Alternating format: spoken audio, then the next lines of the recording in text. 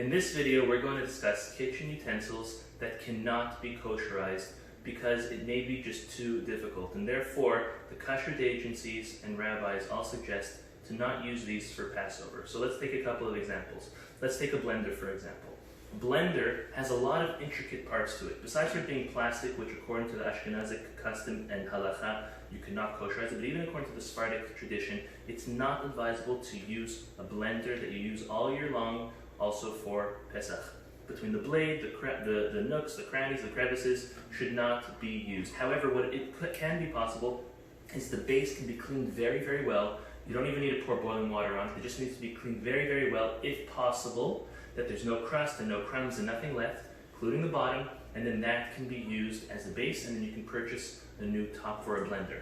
Next, let's speak about a mixer. Mixer is the same idea as a blender. Mixer is all plastic, nooks and crannies, the blades. This top part should definitely not be used for Passover. And again, the base can be used if it's cleaned very, very well.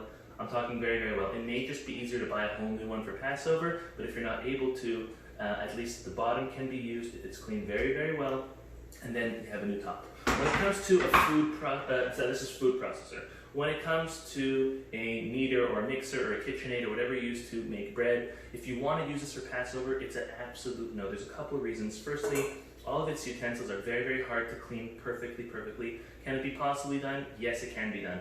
However, between the bowls being super, super clean, the bottom, the base, the mixing area over here, flour and chametz gets in all the time, especially this is made normally to make bread or to make any cakes and all of those type of doughy chametz type of foods, and therefore for that reason this is highly unrecommended to use for Passover. Another couple utensils that should not be used for Passover are toasters, like for bread obviously, or a toaster oven, and a barbecue. The reason why these three items should not be used during Passover is because it is almost impossible, maybe even impossible, to fully rid it of all the chametz and all the crumbs in it.